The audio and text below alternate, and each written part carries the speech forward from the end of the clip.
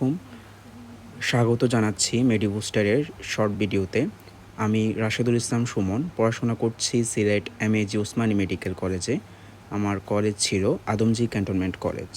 আমরা আজকের ক্লাসে যেটা নিয়ে আলোচনা করব সেটা হচ্ছে কোষ ও এর গঠনের প্রথম কিছু অংশ নিয়ে আলোচনা করব। তাহলে কোষ এবং এর গঠনের প্রথম আলোচনার বিষয় হচ্ছে আমাদের বইতে আছে কোষ নিয়ে, সেল। তাহলে আমরা যদি বলি হোয়াট ইজ সেল, তাহলে আমরা জানি সবাই জীবদের গঠন এবং কাজের একক হচ্ছে আমাদের কোষ, তাই না? এবং প্রথমেই আমাদের জানতে হবে যে এই কোষটা নামকরণ করছে কোন বিজ্ঞানী, তাই না? এটা হচ্ছে আমাদের কি রবার্ট হুক এই বিজ্ঞানীর নাম আমাদেরকে এমসিকিউর জন্য মনে রাখতে হবে এবং খুব ইম্পর্টেন্ট, এই রবার্ট হুক তার কোন গ্রন্থে আমাদের এই বিষয়টা প্রকাশ করছে সেটা হচ্ছে মাইক্রোগ্রাফিয়া গ্রন্থে তিনি প্রথম সেল বা কোষ নামকরণ করে। এই জিনিসটা আমাদেরকে জানতে হবে। এরপরে আসো, আমাদের যেটা বলা হয় সবচেয়ে বড় কোষ বা সবচেয়ে ছোট কোষ, এটা যদি বলা হয় তাহলে আমাদের উট পাখির ডিমকে বলা হচ্ছে সবচেয়ে বড় কোষ, ঠিক আছে? এবং আমাদের পাখির ডিম, শুধুমাত্র পাখির ডিমকে বলা হচ্ছে একটি মাত্র কোষ দিয়ে গঠিত। এবং আমাদের ইম্পর্ট্যান্ট এমসিকিউ হচ্ছে মানুষের যে মানুষের নিউরন হচ্ছে আমাদের 1.37 মিটার লম্বা, ঠিক আছে?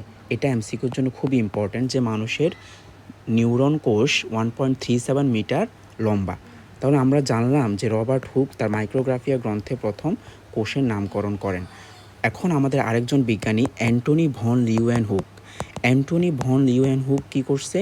উনি কোষের মধ্যে কোষ প্রাচীর ছাড়াও পূর্ণাঙ্গ যে কোষীয় দ্রব্য, অন্যান্য দ্রব্য আছে সেগুলোর মধ্যে জীবিত আছে, মৃত আছে, তিনি আমাদের জীবিত কোষ পর্যবেক্ষণ করছে। তাহলে এমসিকিউতে যদি আসে যে জীবিত কোষ পর্যবেক্ষণ করে প্রথম কোন বিজ্ঞানী, আমাদের লাগবে যে লিউয়েনহুক, এই বিজ্ঞানীর নাম আমাদের জানতে হবে।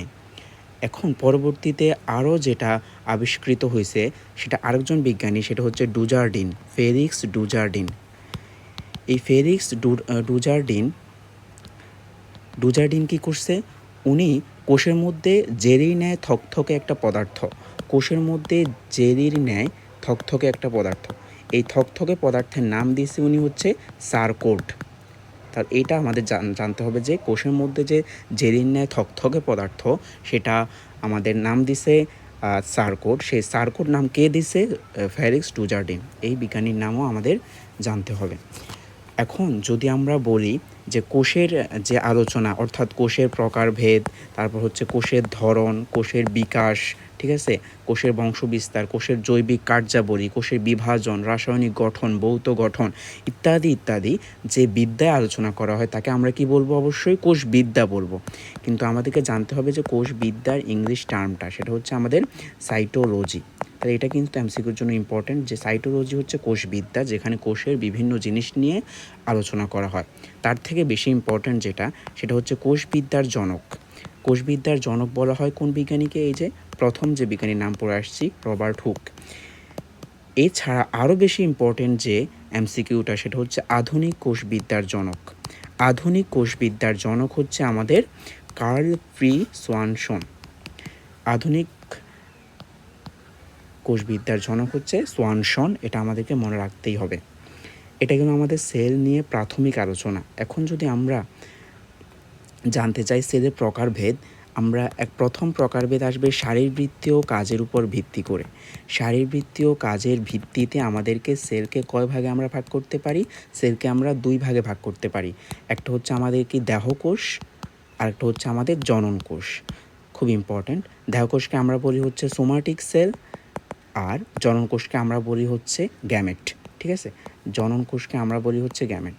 তাহলে যেহেতু আমরা উদ্ভিদ নিয়ে আলোচনা করতেছি, তাহলে উদ্ভিদের দেহকোষ কোনগুলো হবে? সেগুলো হচ্ছে মূল, কাণ্ড, ঠিক আছে? মূল, কাণ্ড, পাতার কোষ, উদ্ভিদের স্নায়ু কোষ, রক্তকণিকা, এই জিনিসগুলো আমাদের হচ্ছে দেহকোষের মধ্যে পড়বে। আর জনন কোষের মধ্যে কি পড়বে? জনন কোষের মধ্যে আমাদের পড়বে শুক্রাণু এবং ডিম্বাণু। জনন কোষের মধ্যে আমাদের পড়বে শুক্রাণু এবং ডিম্বাণু, এই দুইটা খুব ইম্পর্ট্যান্ট। এবং আমাদেরকে জানতে হবে জনন কোষ বা গ্যামেট সর্বদাই কী থাকবে, হ্যাপ্লয়েড থাকবে। জনন কোষ বা গ্যামেট সর্বদা কী থাকবে, হ্যাপ্লয়েড থাকবে। তাহলে এটা কিন্তু আমাদের কি শারীরবৃত্তীয় কাজের ভিত্তিতে। এখন যদি আমরা আসি নিউক্লিয়াসের গঠনের ভিত্তিতে, নিউক্লিয়াসের ভিত্তিতে আমাদের কোষ কত প্রকার, এটা যদি আমাদেরকে প্রশ্ন করা হয় সেক্ষেত্রে কত প্রকার হবে, 2 প্রকার হবে। একটা হচ্ছে আমাদের আদি কোষ, একটা হচ্ছে আমাদের কি প্রকৃত কোষ। এই জিনিসগুলো আগে থেকে আমরা হয়তো জানি। তার আদি কোষে কী হবে, আমাদের আদি কোষের নিউক্লিয়াসটা হবে অগঠিত। তাহলে অগঠিত বলতে আমরা কি বোঝাচ্ছি, অর্থাৎ আমাদের এখানে কোনো ঝিল্লি থাকবে না, আবরণ থাকবে না, নিউক্লিওপ্লাজম থাকবে না, নিউক্লিয় রাস থাকবে না, কিন্তু এটাতে নিউক্লিয়াস হবে সুগঠিত, অর্থাৎ সব কিছুই থাকবে। নিউক্লিয়াস একটা ডাবল মানে দ্বিস্তরী আবরণে দিলে আবৃত থাকবে, ক্রোমোজোম থাকবে, নিউক্লিওপ্লাজম থাকবে, নিউক্লিয় রাস থাকবে। এই জন্যই বলা হচ্ছে এটা হচ্ছে নিউক্লিয়াস সুগঠিত, এটা হচ্ছে অগঠিত। পরবর্তীতে যেটা জানতে হবে আমাদের, আদিকোষে ডিএনএ থাকবে বৃত্তাকার, আদিকোষে ডিএনএ বৃত্তাকার এবং সেটা একটি থাকবে। এবং প্রকৃত কোষে ডিএনএ থাকবে সূত্রাকার, খুব ইম্পর্টেন্ট, সূত্রাকার, এবং সেখানে একাধিক থাকবে, একাধিক ডিএনএ আমাদের অবস্থান করবে। এটা গেল আদিকোষ এবং প্রকৃত কোষের ডিএনএ। এখন যদি আমরা রাইবোসোম নিয়ে আলোচনা করি, এখানে রাইবোসোম থাকবে 70S এবং আমাদের এখানে রাইবোসোম থাকবে 80S। ঠিক আছে, এরপর আমরা আরও কয়েকটা বিষয় যে আদিকোষে কী কী থাকতেছে, প্রকৃত কোষে কী কী থাকতেছে সেটা ইম্পর্ট্যান্ট। যেমন আমরা শুধু থাকে যেগুলো সেগুলো নিয়ে আলোচনা করব, তাহলে থাকে যেগুলো সেগুলো বাদ দিয়ে আর যেগুলো থাকবে সেগুলো অবশ্যই থাকবে না।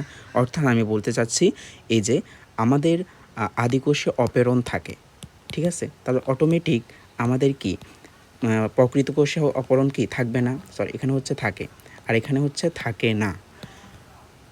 এরপর আমরা যেটা বলবো সেটা হচ্ছে আমাদের সাইটোস্কেলিটন থাকে প্রকৃত কোষে, সাইটোস্কেলিটন, এটা নিয়ে বিস্তারিত পর আলোচনা হবে। সাইটোস্কেলিটন থাকে হচ্ছে আমাদের প্রকৃত কোষে, এখানে হচ্ছে থাকবে না।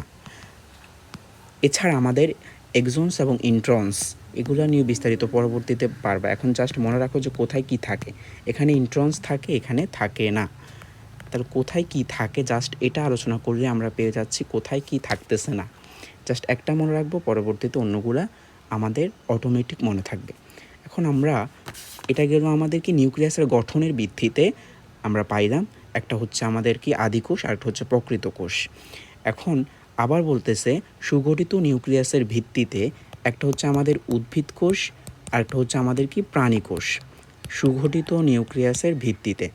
তার এখানেও আবার পার্থক্য আছে যে উদ্ভিদ কোষ এবং প্রাণী কোষ। উদ্ভিদ কোষে অবশ্যই কি থাকবে, কোষ প্রাচীর থাকবে, কোষ প্রাচীর থাকবে, যেটা আমাদের প্রাণী কোষে থাকবে না। ঠিক আছে, প্রাণী কোষে কিন্তু কোষ প্রাচীর থাকে না, এটা আমাদেরকে মনে রাখতে হবে।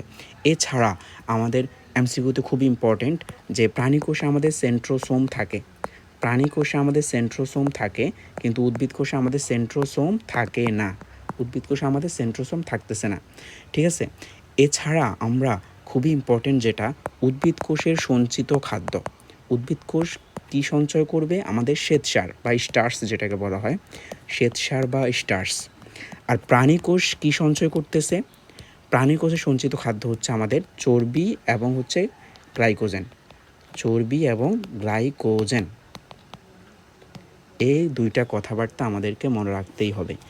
আমরা পরবর্তীতে যদি যাই একটা আদর্শ উদ্ভিদ কোষের আমরা হচ্ছে বিন্যাস যদি করি, আমরা প্রথমেই পাবো হচ্ছে কিছু জড়বস্তু, এরপর পাবো সজীব বস্তু। এই সজীব বস্তুর নাম দেওয়া হয়েছে প্রোটোপ্লাজম। তাহলে উদ্ভিদ কোষের সজীব বস্তুগুলোর নাম হচ্ছে আমাদের প্রোটোপ্লাজম। এরপরে প্রোটোপ্লাজমকে আরও ভাগ করছে যে এখানে কোষ ঝিল্লি থাকবে, প্রোটোপ্লাজমের মধ্যে কি থাকবে, কোষ ঝিল্লি থাকবে, সাইটোপ্লাজম থাকবে এবং আমাদের নিউক্লিয়াস থাকবে। আমার এই তিনটা কথা মনে রাখতেই হবে যে প্রোটোপ্লাজমের মধ্যে কি কি থাকতেছে, কোষ ঝিল্লি থাকবে, সাইটোপ্লাজম থাকবে, নিউক্লিয়াস থাকবে। আর জড়বস্তুর মধ্যে অবশ্যই কি থাকবে, কোষ প্রাচীর থাকবে, যেহেতু উদ্ভিদ কোষে আমরা বলছি কোষ প্রাচীর থাকবে, এবং কিছু নির্জীব বস্তু থাকবে, কিছু নির্জীব বস্তু থাকবে। এখন এমসিকিউতে যেটা ইম্পর্টেন্ট, এই নির্জীব বস্তুর মধ্যে আবার প্রকারভেদ। এই নির্জীব বস্তুর মধ্যে বলতেছে একটা হচ্ছে সঞ্চিত পদার্থ এবং আরেকটা বলতেছে নিঃসৃত পদার্থ, আরেকটা হচ্ছে বর্জ্য, ডিরেক্ট বর্জ্য পদার্থ। ঠিক আছে, তাহলে আমাদের সঞ্চিত পদার্থের মধ্যে আমরা মনে রাখবো যে আমরা CPL দিয়ে মনে রাখবো। সিতে হচ্ছে কার্বোহাইড্রেট, যেহেতু আমাদের অনেকগুলো কথাবার্তা আসবে, আমরা ছন্দ দিয়ে সবসময় যে কোনো কিছু ছন্দ দিয়ে মনে রাখার চেষ্টা করব বায়োলজিতে। পি দিয়ে হচ্ছে আমাদের কি প্রোটিন, এবং এল দিয়ে হচ্ছে আমাদের রিপিট। এরপরে নিঃসৃত পদার্থ, তাহলে এমসিকিউতে আসতে পারে কোনটি নিঃসৃত পদার্থ নয়, কোনটি নিঃসৃত পদার্থ নয়, কোনটি নিঃসৃত পদার্থ। আমরা মনে রাখবো এইচ প্যান দিয়ে। এইচ প্যান, এইচতে হচ্ছে আমাদের হরমোন, এইচতে আমাদের হচ্ছে হরমোন, পিতে হচ্ছে আমাদের পিগমেন্ট, পিতে হচ্ছে আমাদের পিগমেন্ট। এরপর ইতে হচ্ছে আমাদের এনজাইম, ইতে হচ্ছে আমাদের এনজাইম, আর এনতে হচ্ছে আমাদের নেকটার। এই পাঁচটা জিনিস হচ্ছে আমাদের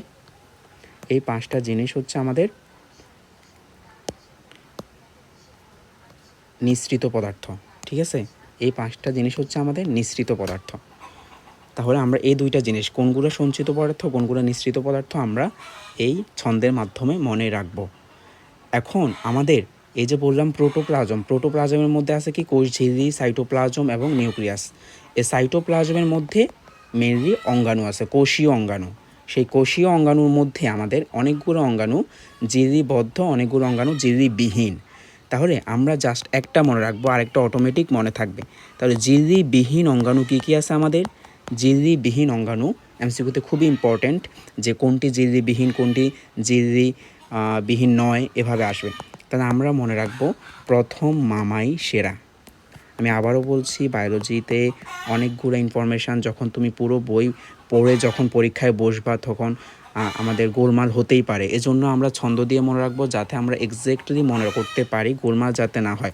তাহলে প দিয়ে আমরা হচ্ছে প্রোটিওসোম, প দিয়ে হচ্ছে আমাদের কি প্রোটিওসোম।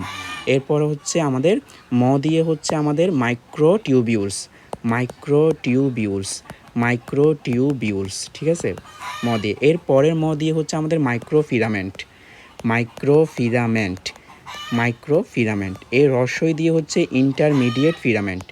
তাহলে ফিলামেন্ট হচ্ছে দুইটা, একটা হচ্ছে মাইক্রোফিলামেন্ট, আর একটা হচ্ছে ইন্টারমিডিয়েট। রস্বই দিয়ে হচ্ছে ইন্টারমিডিয়েট ফিলামেন্ট, ইন্টারমিডিয়েট ফিলামেন্ট। আর দন্ত স দিয়ে হচ্ছে আমাদের সেন্ট্রিওল, দন্ত স দিয়ে হচ্ছে আমাদের সেন্ট্রিওল। র দিয়ে হচ্ছে আমাদের কি রাইবোসোম, রাইবোসোম। তাহলে আমরা এই যে 1 2 3 4 5 ছয়টা ঝিল্লিবিহীন অঙ্গাণু পাইছি, এগুলো বাদে আর অন্যগুলো হচ্ছে ঝিল্লিবদ্ধ। খুব ইম্পর্ট্যান্ট, প্রথম মামাই সেরা দিয়ে আমরা মনে রাখবো। তাহলে সবাই ভালোভাবে পড়বা। ধন্যবাদ সবাইকে।